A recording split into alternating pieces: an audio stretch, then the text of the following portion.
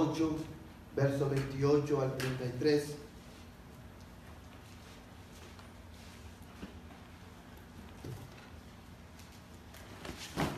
Amén. Dice la palabra de Dios de esta manera. Romanos capítulo 8, verso 28 al 33. Y sabemos que para los que aman a Dios, todas las cosas cooperan para bien. Esto es para los que son llamados conforme a su propósito. Porque los que de antemano conoció, también los predestinó a ser hechos conforme a la imagen de su Hijo, para que Él sea el primogénito entre muchos hermanos. Y a los que predestinó, a estos también llamó, y a los que llamó, a estos también justificó, y a los que justificó, a estos también glorificó. Entonces, ¿qué diremos a esto?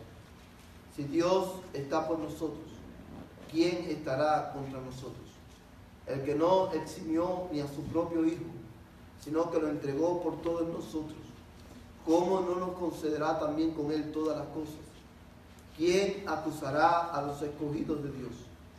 Dios es el que justifica. Vamos a orar. Padre, en esta tarde venimos ante tu presencia con corazones hambrientos de oír tu voz. Y quiero rogarte, Padre, en el nombre de Jesús, que tengas a bien una vez más abrir nuestros corazones, Señor, para poder entender tu palabra. Hoy en la mañana aprendíamos, Señor, que la sabiduría, la habilidad de conocerte viene de ti, Señor. Y la habilidad, Señor, el discernimiento, que es la habilidad de poner en práctica ese conocimiento de ti, también viene de ti. Y te rogamos, Señor, oramos a ti en esta tarde, para pedirte, Señor, que tú continúes iluminándonos, abriendo nuestros ojos para aprender más de tu palabra. Porque cuando aprendemos más de tu palabra, Señor, te conocemos más a ti. Yo te ruego, Padre, que tú, oh Dios, edifiques a tu pueblo hoy, porque en el nombre de Jesús te lo pedimos. Amén y amén. Hermanos, esta noche vamos a terminar con el párrafo 6 del capítulo 11 de la Confesión Bautista, que es, hermano, habla de la justificación. Y yo sé, hermano, que el domingo pasado no tuvimos servicio y hay algunos, no pudimos repasar este tema. Pero y es por eso que antes de ir al párrafo, hermano, a 6, quiero comenzar haciendo una pregunta. ¿Qué es la justificación? ¿Qué es la justificación?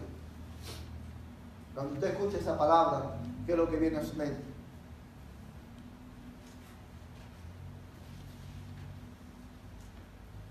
Por nuestra naturaleza pecaminosa, no podemos cumplir la ley por eso, por ser pecaminosos. Pero Dios, Él sabe que nosotros pecamos y Él nos justificó. O sea, Él es el único que pudo cumplir la ley, y por medio de su muerte,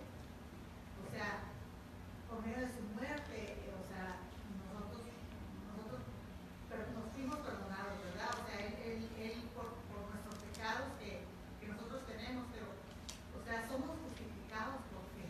Somos justificados por fe, muy bien, pero ¿qué es la justificación? Es un acto de gracia. Es un acto de la gracia libre de Dios, en el cual, y esta palabra, hermano, yo sé que hemos visto muchos conceptos, pero esta palabra es clave para poder entender este concepto. Y es la justificación, hermano. Es un acto libre de la gracia de Dios, por medio del cual Él declara justo a todo aquel que cree. La palabra declara es, hermano, fundamental, porque para entender el concepto de justificación, porque la justificación es una palabra, hermano, es un concepto legal. Dios, el juez de toda la tierra, declara justo a aquellos que creen en su Hijo Jesucristo. Es un concepto muy bien simple, ¿verdad? Pero que nos ayuda a entender qué es lo que es esta doctrina. Ahora bien, si súbeme el micrófono un poquito. Ahora bien, hermanos, vemos que la justificación es ese acto libre de la gracia de Dios por el cual Dios declara justo a todo aquel que cree. Ahora, la otra pregunta que quiero hacer, hermano, es ¿cuál es el fundamento de esa justificación? ¿Sobre qué fundamento Dios, ahí está bien, gracias, sobre qué fundamento Dios justifica a aquellos que creen?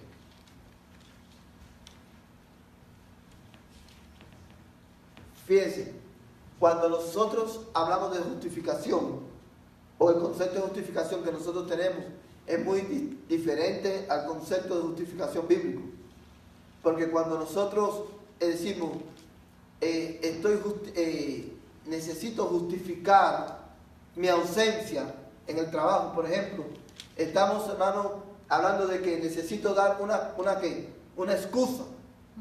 No pude ir porque estaba enfermo, porque tuve un problema en la familia, por lo que sea. Ahora, cuando Dios declara justo al que cree, Dios no lo hace sobre la base de excusas. Y nosotros no podemos presentar excusas.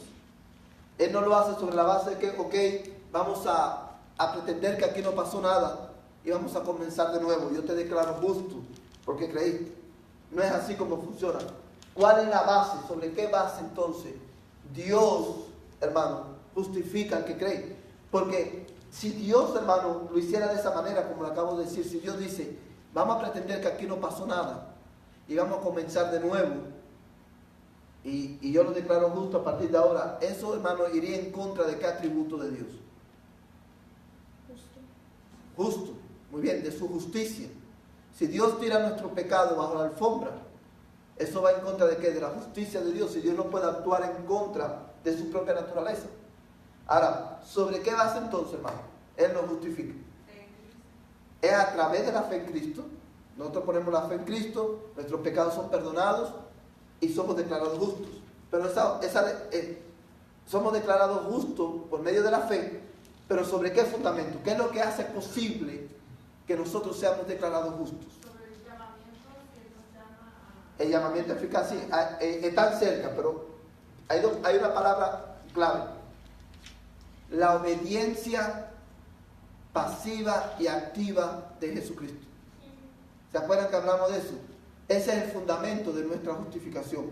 Dios nos declara justos, hermano, sobre la base, sobre el fundamento de esa obediencia perfecta de Cristo. Y cuando hablamos de la obediencia pasiva y la obediencia activa de Cristo, recuerden que decíamos que no estamos hablando de dos obediencias diferentes, sino de dos aspectos de la misma obediencia, que son dos aspectos de la vida perfecta de Cristo.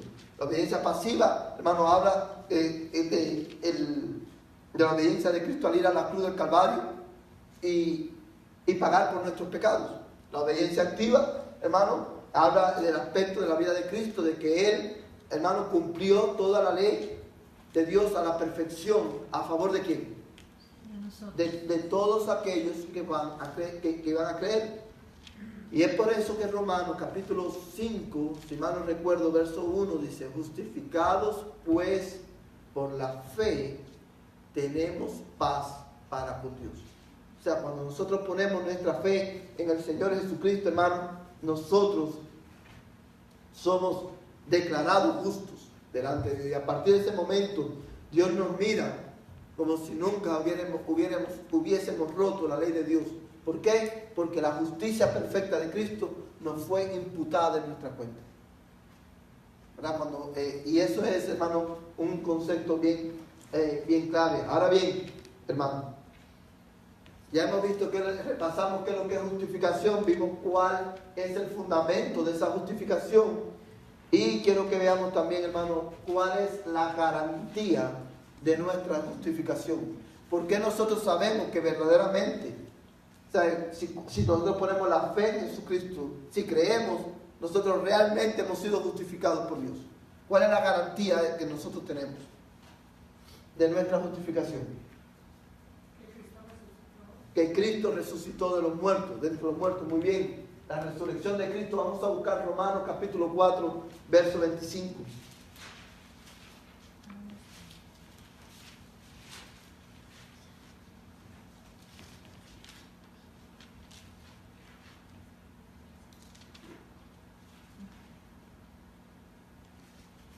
Amén.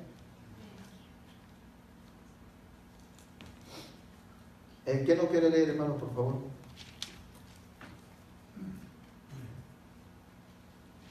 El cual fue entregado por nuestras transgresiones y resucitado por nuestra justificación. Amén. El cual fue entregado, está hablando de Cristo. Pablo dice, el cual fue entregado por causa de nuestras transgresiones y resucitado para nuestra justificación.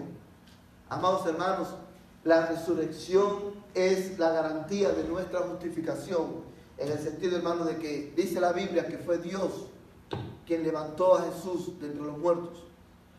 El Padre levantar al Hijo de entre los muertos es el testimonio de Dios el Padre, que el sacrificio que el Hijo hizo es suficiente para la justificación de los pecadores que creen. Su sacrificio en la cruz fue satisfactorio. Él no murió para que quizás algunos se salvaran. La muerte de Cristo en la cruz del Calvario, hermano, no fue un intento desesperado de Dios, de Cristo. Vamos a ver si esto funciona. No, Él murió, hermano, la muerte de Cristo, hermano, dice, Él fue entregado por nuestras transgresiones, para pagar nuestra deuda. Y esa deuda fue saldada completamente. Y es por eso que nosotros, el Padre nos resucita, y esa es la garantía de nuestra justificación. Y también, hermano, dice la Biblia en Romanos, que a los que Él llamó también justificó, y dice, y a los que Él justificó también glorificó. Porque de la misma manera que el Padre levantó a Cristo de entre los muertos, así también nosotros, el día que Cristo venga por la iglesia, los muertos en Cristo resucitaremos o resucitarán primero, ¿verdad? Ahora bien, hermano, esto es un pequeño resumen de lo que hemos visto de la doctrina de la justificación. Y yo quiero enfatizar, hermano, en la importancia de esta doctrina. ¿Por qué esta doctrina es tan importante para los creyentes? Por dos razones fundamentales. La primera, porque esta doctrina es el corazón del Evangelio. Si usted quita esta doctrina, mi hermano, del Evangelio, nosotros perdemos el Evangelio completamente. Si nosotros, hermano, no entendemos la doctrina de la justificación por fe solamente, nosotros no entendemos el Evangelio del Señor Jesucristo. Así de clave, de fundamentales. Y esta doctrina afecta la manera en que nosotros vivimos como creyentes. Porque, amados hermanos, ya nosotros no tenemos que esforzarnos por tratar de ser aceptados delante de Dios. Ya nuestra obediencia a la palabra de Dios no es un intento nuestro para ser aceptados delante de Dios, sino que nuestra obediencia a la palabra de Dios es el fruto de nuestra justificación, de nuestra aceptación. Saber, hermano, que nosotros somos aceptados delante de Dios el Padre sobre la base de la justicia perfecta de Cristo, eso trae paz a mi alma. ¿Por qué? Porque no depende de mi desenvolvimiento en la vida cristiana, sino que depende de la obra perfecta que Cristo hizo en la cruz del Calvario. Y es con esa justicia que nosotros somos vestidos, y es vestido de la justicia de Cristo que podemos permanecer delante del trono de Dios en aquel día. Amén. Y eso, hermano, trae paz, eso trae gozo en nuestra alma. Y eso contrarresta, hermano, también la falsa expectativa que muchas veces es tan popular en la iglesia de que, hermanos, tenemos que estar preparados para cuando Cristo venga. Tenemos que estar preparados. Usted ya está preparado, hermano, para cuando Cristo venga. Hermano, se va a quedar atrás. Hermano, lea la Biblia, ore, prepárese para cuando Cristo venga, porque si no, ¿qué va a pasar? Te quedas atrás. Hermano, esta doctrina nos ayuda a entender dos cosas. Y nos da claridad en dos cosas. Uno, nos confronta con la realidad de que no hay nada que usted haga para estar completamente preparado para el día en que Cristo venga. porque no depende de tus obras. Nuestras obras no son suficientes. Y número 2, hermano, y es que si nosotros estamos en Cristo, nosotros estamos completamente preparados para ser recibidos en las mansiones celestiales. Cristo es nuestra preparación. Amén. Es todo lo que necesitamos, estar en Cristo. Obviamente, una vez que estamos en Cristo, nosotros oramos, leemos la Biblia, no para ser justificados, sino porque ya somos justificados. No para ser amados por Dios, sino porque ya Dios me ha amado, ya yo lo amo a Él y quiero aprender más de Él, quiero conocerle más. Amén, hermano. Amén. Es por eso que esta doctrina es tan, pero tan importante. Ahora bien, el capítulo 6, hermano, el párrafo 6 de la confesión, el capítulo 11, que habla de la justificación, el último párrafo, dice: la justificación de los creyentes bajo el Antiguo Testamento fue en todos estos sentidos una y la misma que la justificación de los creyentes bajo el Nuevo Testamento. Así termina este capítulo, hermano. Y esto lo hemos visto en otras ocasiones. Nosotros creemos a la luz de la Escritura que los santos del Antiguo Testamento fueron salvos de la misma manera que nosotros hemos sido salvos. Por fe solamente, en Jesucristo solamente y por gracia solamente. Una de las cosas que hemos visto, hermano, los miércoles por la noche es precisamente que la promulgación, hermano, aún la promulgación de la ley en el Antiguo Testamento fue un acto de ¿qué? De la gracia de Dios. Y es por eso que nosotros debemos de evitar hacer una dicotomía, una separación entre los del Antiguo Testamento están bajo la ley y nosotros estamos bajo la gracia. No, los santos del Antiguo Testamento estaban bajo la gracia de Dios también. Y fueron salvos por gracia. Fueron salvos por medio de la fe en Cristo solamente. Y quiero que veamos algunos textos bíblicos. Y vamos a ver, hermano, Gálatas 3:9 y Romanos 4, del 20 al 24. Gálatas 3:9.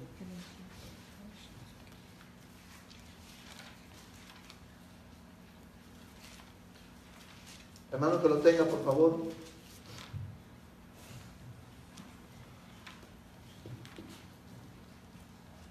Dice así que todos los que ponen su fe en Cristo participan de la misma bendición que recibió Abraham por causa de su fe. Amén. Hermano, más claro ni el agua. Fíjate cómo dice: así que los que son de la fe, que los que son de fe, son bendecidos con Abraham, el creyente. La versión que tiene hermana Yani nos ayuda, lo explico un poco más. Pero la misma Abraham, hermano, fue justificado ante Dios por medio de ¿qué? ¿De las obras o de la fe? De la fe. Y un capítulo, hermano, que habla, que no lo tengo aquí en mis notas, pero que habla, hermano, con una claridad sorprendente acerca de este tema es, ¿cuál, hermano? ¿Qué capítulo de la Biblia del Nuevo Testamento enseña con mucha claridad? O sea, mucho más claro que este versículo, que ya, como decimos nosotros, sería demasiado. Pero hay un capítulo de la Biblia que habla, hermano, y enseña que todos estos santos del Antiguo Testamento fueron justificados por fe. ¿Cuál es ese capítulo? ¿No? No, Hebreos 11, los héroes de la fe. Y muchas veces, hermano, recuérdense algo: cada vez que usted lea Hebreos, hermano, mis amados hermanos, lean Hebreos teniendo en cuenta que Hebreos, por decir de alguna manera, es el comentario del Espíritu Santo del Antiguo Testamento, de todo el sistema sacrificial. Cuando usted lee el libro de la carta a los Hebreos, usted se da cuenta que el autor a los Hebreos, hermano, inspirado por el Espíritu Santo, enseñó, explicó, hermano, desde la A hasta la Z, todo el sistema sacrificial, todos los pactos del Antiguo Testamento, todo. está explicado. Y ese, hermano, es el mejor comentario del Antiguo Testamento. Y hablando de los santos, de la justificación del Antiguo Testamento, vamos a ir a Hebreos porque quiero enfatizar en esto. Vamos a ir a Hebreos capítulo 11 un momento, hermano, por favor. Hebreos capítulo 11.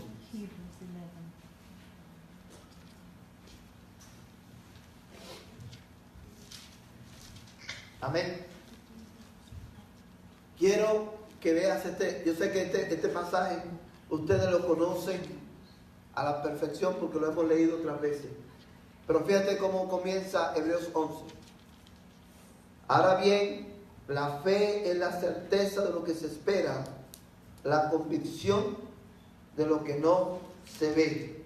Y quiero que compares este versículo con el versículo 39.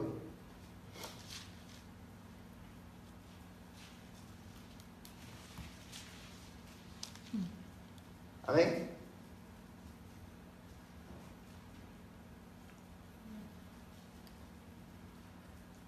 Dice, y todos estos, se está hablando de todos los anteriores, todas las personas que mencionan en el capítulo, y todos estos habiendo obtenido, ¿qué cosa? Aprobación. ¿Por qué? Por medio de la fe, por su fe, no recibieron, ¿qué cosa? La promesa. La promesa. Y usted se preguntará, pastor, ¿qué tiene que ver? ¿Por qué usted quiere que comparemos el verso 1 con el verso 39? Y es porque el verso 39 nos ayuda a entender de qué está hablando el verso 1. Porque nosotros muchas veces, hermano, usamos el verso 1 y si no tenga fe, acuérdate que la fe es ¿qué cosa?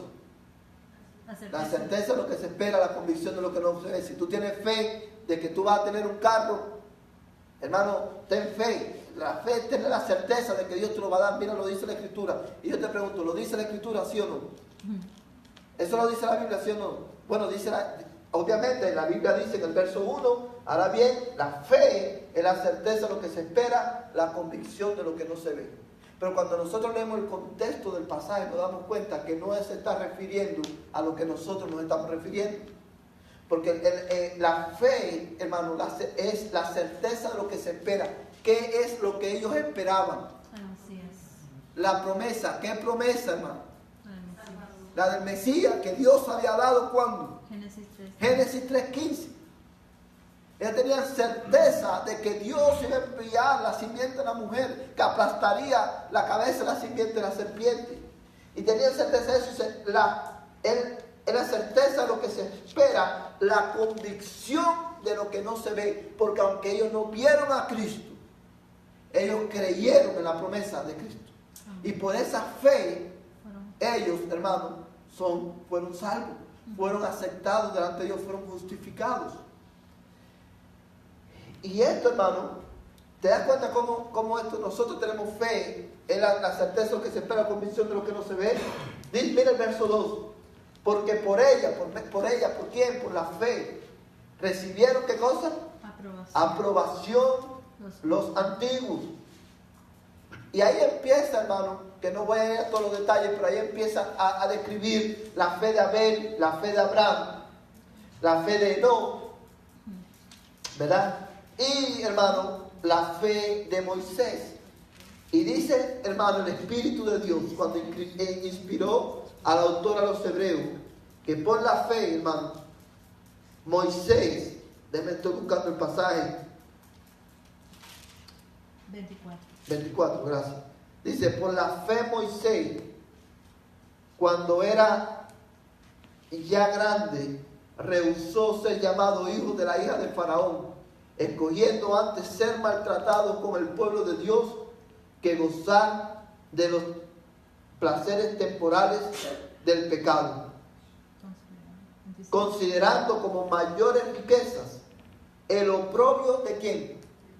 De Cristo, que los tesoros de Egipto, porque tenía la mirada puesta en la recompensa. O sea, Moisés, hermano, consideró como su riqueza los vituperios de ¿quién? De Cristo. Y eso lo está diciendo ¿quién, hermano? El Espíritu Santo. O Moisés, hermano, fue justificado, al igual que Abraham, al igual que Noé, al igual que Enoc, al igual que José, hermano, por la fe en Jesucristo. Usted sabe, hermano, Moisés es el perfecto ejemplo de lo que estamos predicando hoy en la mañana. Para Moisés, hermano, tenía como mayores riquezas los vituperios de Cristo. ¿Usted sabe por qué? Porque para Moisés, Cristo era precioso. Amén. Amén. Y por eso cuando usted sigue leyendo Hebreos 11, usted se da cuenta que dice, muchos fueron puestos a filo de espada, otros fueron aserrados.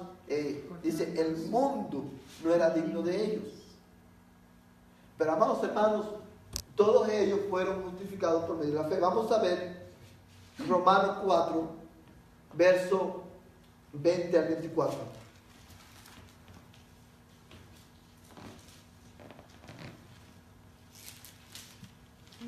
No unbelief made him water concerning the promise of God, but he grew strong in his faith and gave glory to God. For fully convinced that God was able to do what he had promised. That is why his faith was counted to him as righteousness. But the words it was counted to him, they were not written for his sake alone. Bien, yo lo voy a leer en español, hermano. Dice, sin embargo, respecto a la promesa de Dios a Abraham, no titubeó con incredulidad, sino que se fortaleció en fe, dando ¿qué cosa? Gloria a Dios. Y estando plenamente convencido de lo que Dios había prometido, de que lo que Dios había prometido poderoso era también para cumplirlo, por lo cual también su fe le fue contada, ¿por qué? Por justicia.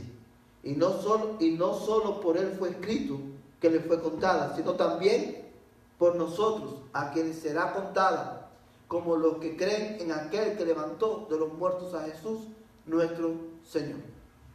Amados hermanos, obviamente son abundantes los textos en la Biblia que hablan, hermanos, de la justificación.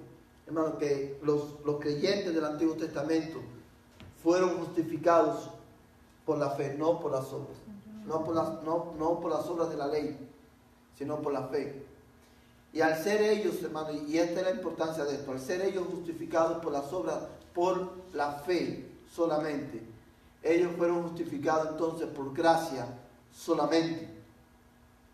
¿En quién? En Cristo solamente. Amén, hermano. De la misma manera que lo somos nosotros. Hebreos 11:40, ¿lo pueden leer? Hermana Nadie va a leer Hebreos 11:40. Porque Dios había provisto algo mejor para nosotros, a fin de que ellos no fueran hechos perfectos sin nosotros. Amén. O sea, son, hermanos, innumerables, como le digo, los pasajes que hablan claramente. Hermanos, y una vez más, esto nos ayuda a ver la unidad que hay ¿a dónde? En la Escritura. La unidad en el plan de redención. Es por eso que el estudio de los miércoles es tan importante, porque nos ayuda a ver esto. No podemos ver el Antiguo Testamento separado del Nuevo Testamento. No podemos ver, hermanos, o sea, que los santos de allá eran diferentes. Yo he escuchado, hermano, un mal entendimiento de esto, hermano. Ha llevado a muchas personas. Yo he escuchado incluso personas enseñar que los que salieron de Egipto, la generación que salió de Egipto, los que se salvaron por fe en Moisés. Porque siguieron la orden obedecieron la voz de Moisés de salir. Y así sucede en diferentes maneras. Muchos, por ejemplo, por un mal entendimiento de esto, hermano, enseñan que Dios, hermano, que Dios ha tratado con los hombres en diferentes ¿qué? Dispensaciones. y el objeto de la fe en cada dispensación es diferente. Pero eso es un error garrafal, hermano, de las Escrituras, de la interpretación de las Escrituras.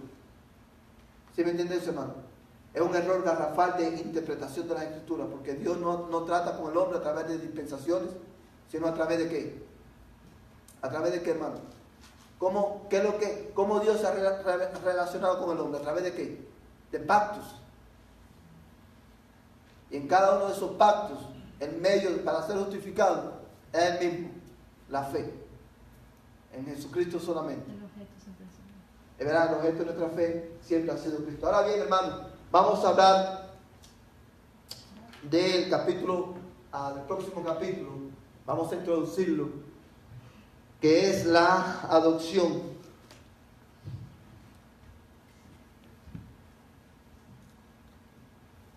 Vamos a ver Efesios capítulo 1, versos 3 al 5, hermano.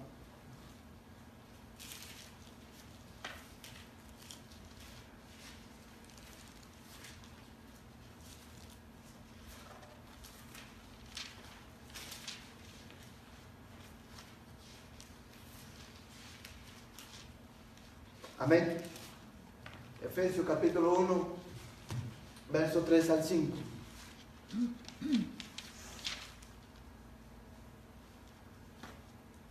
Dice la palabra del Señor de esta manera: bendito sea el Dios y Padre de nuestro Señor Jesucristo, que nos ha bendecido con toda bendición espiritual en los lugares celestiales en Cristo, según nos escogió en Él antes de la fundación del mundo, para que fuésemos santos y sin manchas delante de Él en amor. Nos predestinó para adopción como hijos para sí mediante Jesucristo, conforme al beneplácito de su voluntad. La próxima, hermano, el próximo capítulo de la confesión es el capítulo 12, habla de la adopción. Y el mensaje, hermano, del domingo anterior, hablamos de un poquito de esta doctrina, de la doctrina de la adopción. Explicamos, no sé cuántos de ustedes se acordarán, pero quiero leer un poco, hermano, con ustedes cómo lo presenta la confesión, nuestra confesión de fe. A todos aquellos que son justificados, Dios se dignó en su único Hijo, Jesucristo, y por amor de éste, hacerles partícipes de la gracia de la adopción, por la cual son incluidos en el número de los hijos de Dios, y gozan de sus libertades y privilegios. Tienen su nombre escrito sobre ellos. Reciben el espíritu de adopción. Tienen acceso al trono de la gracia, tienen acceso al trono de la gracia con confianza. Reciben capacitación para clamar Abba Padre. Reciben compasión, protección, provisión y corrección como por parte de un padre. Nunca son desechados, sino que son sellados para el día de la redención y heredan las promesas como herederos de la salvación eterna. Así, hermano, es como define y explica la doctrina de la adopción, nuestra confesión de fe. Ahora bien, hermano, ¿qué es adopción? La adopción, hermano, es el proceso legal, es un proceso legal mediante el cual una persona recibe a otra en su familia y confiere a esa persona privilegios y ventajas familiares. Eso es una definición de lo que es una adopción, ¿verdad? Todos aquellos que adoptan un niño, hermano, entran en un proceso ¿cómo? Legal. Y yo quiero enfatizar esto porque justificación y adopción son actos de parte de Dios que son legales, ¿verdad? Ahora bien, es el proceso legal mediante el cual una persona recibe a otra en su familia y le confiere a esa persona privilegios y ventajas familiares. Amados hermanos, y esto es importante porque cuando hablamos de adopción estamos diciendo que estamos recibiendo en nuestra familia a alguien que por naturaleza no es nuestra familia. Y le estamos confiriendo privilegios y ventajas como si fueran parte de nuestra familia. Como si por naturaleza fueran de nuestra familia. Ahora, cuando hablamos de la adopción desde el punto de vista bíblico, la adopción bíblica, hermano, es la bondad de Dios en recibir rebeldes pecadores como sus amados hijos. Entonces, esa es una definición bíblica. Cada vez que en el Nuevo Testamento vemos la adopción, que se habla de adopción, está en una palabra que usa la Biblia para resaltar, hermano, la bondad de Dios en recibir rebeldes pecadores como sus amados hijos, como sus hijos amados. O sea, eso es, hermano, adopción. Ahora, a diferencia de la adopción secular a la que nosotros estamos acostumbrados, la adopción, hermano, de Dios, la adopción que Dios hace cuando Él nos adopta, no es un proceso, es un acto.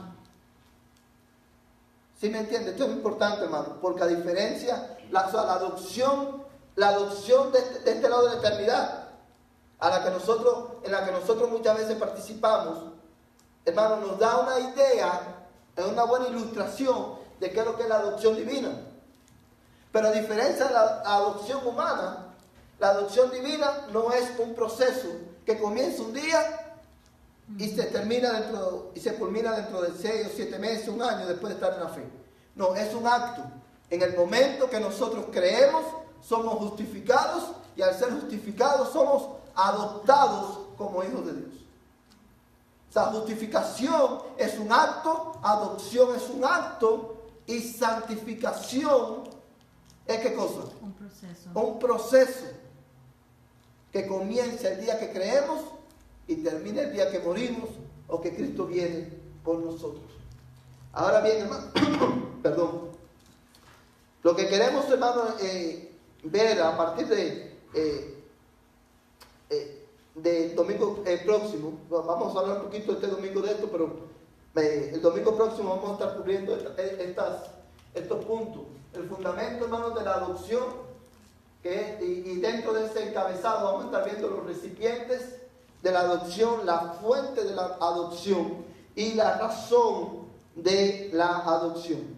Ahora, como nos quedan unos minutos, vamos a ver, hermano, los recipientes. Dice la confesión: a todos aquellos que son justificados, Dios se dignó en su único Hijo Jesucristo, y por amor de éste, hacerles partícipe de la gracia de la adopción. ¿Quiénes son, hermano, los recipientes de esta gracia? ¿Quiénes son los recipientes, los beneficiarios de esta gracia? Dios adopta como sus hijos a todos los seres humanos. A los que creen en Él y son ¿cómo? Justificados. A todos aquellos que son justificados, Dios los hace partícipe de la gracia de la adopción. Ahora, si se acuerdan, hermano, que le dije que la confesión de fe, cuando nosotros la leemos, no debemos de leerla cada capítulo como si fuera un capítulo independiente del otro. Toda la confesión de fe está organizada sistemáticamente. Y cuando estábamos hablando, hermano, no sé cuántos ustedes recordarán que tratamos la doctrina del llamamiento eficaz, que era regeneración. Y después, hermano, hablamos de la doctrina. ¿Cuál fue la doctrina que le siguió? La doctrina de la justificación. Y cuando hablamos de la doctrina de la justificación, este capítulo, el capítulo 11, que acabamos de terminarlo, dice: a todos los que Él llamó eficazmente. A todos los que Él llamó eficazmente, Él justificó, y a los que justificó, Él adoptó. Son los recipientes, hermanos, de esta gracia divina. Son aquellos que Dios llama eficazmente, los hace nacer de nuevo, los justifica y los adopta como sus hijos. Vamos a ver, hermano, y con esto terminamos, 3 versos bíblicos. Bueno, ya el primero lo vimos, Efesios 1, 3 al 5. Vamos a buscar Juan 1, verso 12. Y otro hermano va a buscar 1 de Juan 3, 1 al 3. leer Juan Juan, 1 al 12. 1:12.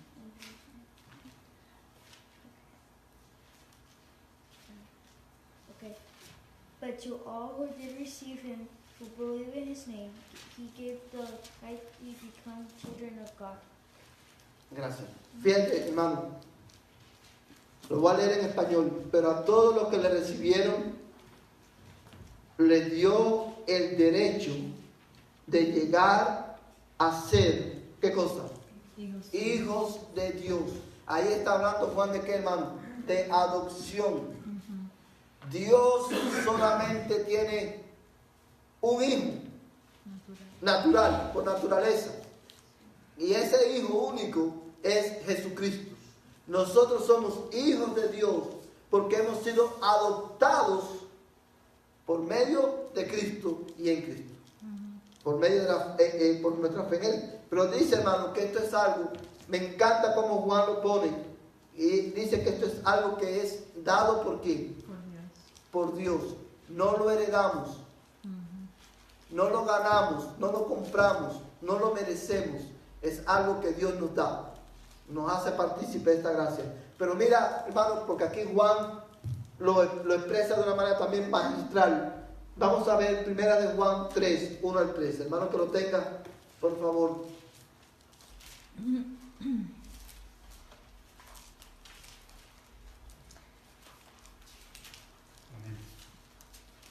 Mirad cuál amor nos ha dado el Padre para que seamos llamados hijos de Dios. Por esto el mundo no nos conoce, porque no lo conoció a Él. Amados, ahora somos hijos de Dios y aún no se ha manifestado lo que hemos de ser.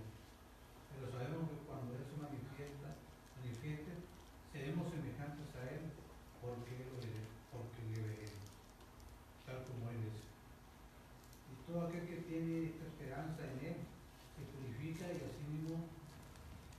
así como Él es puro. Amén. Fíjate cómo dice Juan, hermano, y con este pasaje termino.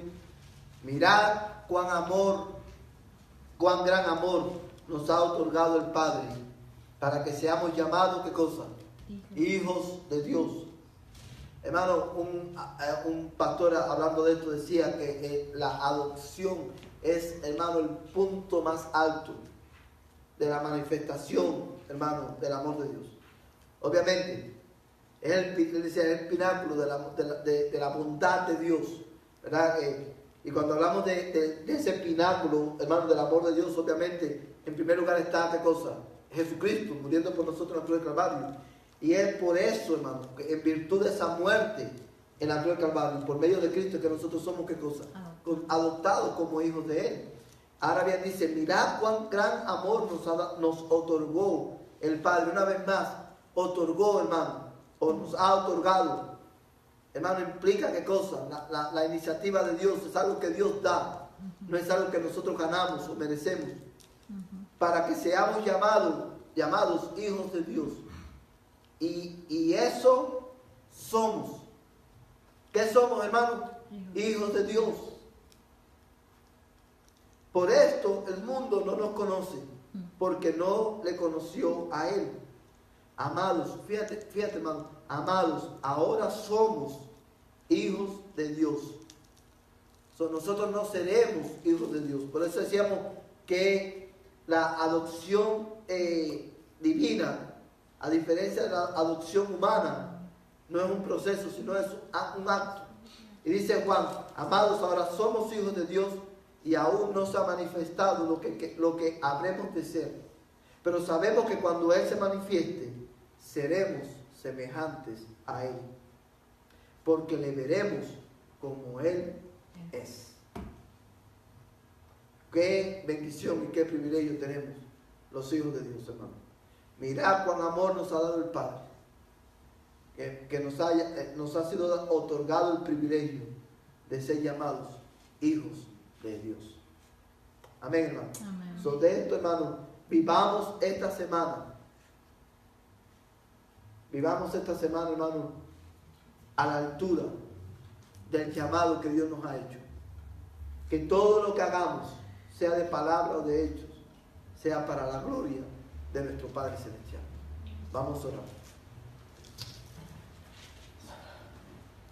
Señor, después de haber escuchado tu palabra, no podemos hacer otra cosa que adorarte, bendecirte, exaltarte, porque tú eres Dios.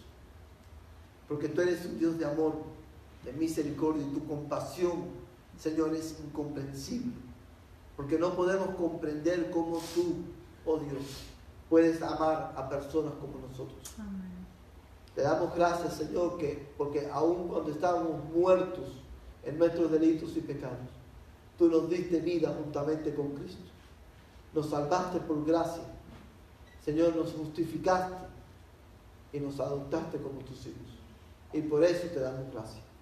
Señor, y ahora que vamos a nuestros hogares, que el amor de Dios, el Padre Celestial, la gracia de Jesús, Señor, de nuestras vidas, y la comunión del Espíritu Santo, la tercera persona de la Trinidad, sea con este tu pueblo, desde ahora y hasta que Cristo venga por nosotros. En el nombre de Jesús. Amén y amén. Vayan en paz, hermano.